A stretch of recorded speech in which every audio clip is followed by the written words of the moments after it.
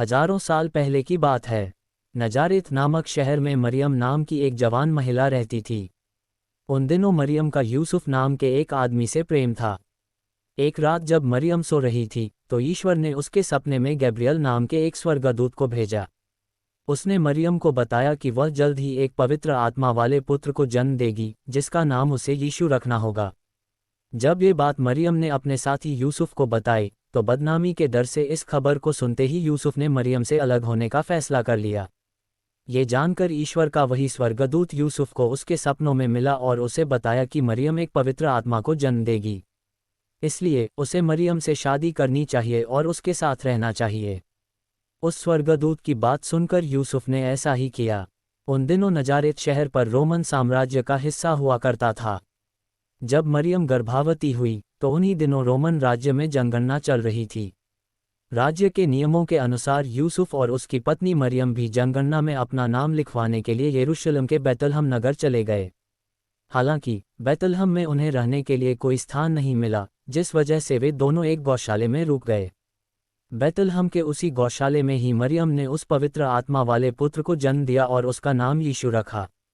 जब उस गौशाले में अपने जानवरों की देखभाल करने के लिए एक चरवाहा आया तो ईश्वर के दूतों ने उसे बताया कि उसका उद्धार करने वाला बैतलहम में आज पैदा हुआ है। पहले तो उसने इस बात पर यकीन नहीं किया, लेकिन जब उसने गौशाला में मरियम, यूसुफ और यीशु को देखा तो वह हैरान रह गया। वहीं यीशु के जन्म के समय आसमान में एक तेज चमकता हुआ सितारा भी दिखाई दिया था। उसे देखकर एक दूर के शहर में रहने वाले 3 ज्योतिषी भी यीशु के जन्म की खबर को समझ गए थे। वो तीनों उस सितारे का पीछा करते हुए उस गौशाले तक आ गए थे। वहां पहुंचकर उन्होंने प्रभु यीशु को प्रणाम किया।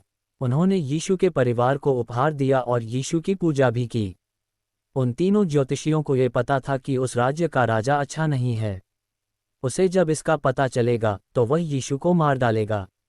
इसलिए किसी ने भी राजा को यीशु के जन्म के बारे में नहीं बताया।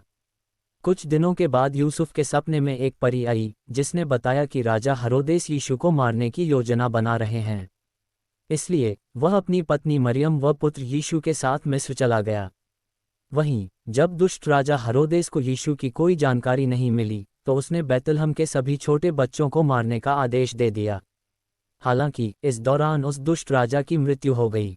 इसके बाद यीशु ने अपने परिवार के साथ मिस्र को छोड़ दिया और तीनों ने इजराइल की यात्रा की। इसके बाद उन्होंने अपना पूरा जीवन नजारेत में गुजारा। कहानी से सीख। ईसा मसीह की कहानी हमें ये सीख देती है कि बुराई की कभी जीत नहीं होती है। बुरे लोगों का विनाश करने के लिए ईश्वर हमेशा किसी न किसी रूप में धरती पर आते हैं।